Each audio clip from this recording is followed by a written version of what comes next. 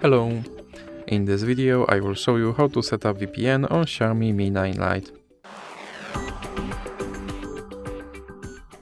So you have to start by opening your Google Play Store, then click on search bar and type in Turbo VPN and click search.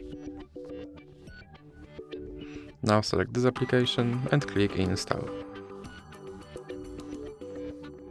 Now you can click open and then click agree and continue. Now you can close this ad. And now you have to click consent and click on this button to start your VPN. Now click OK.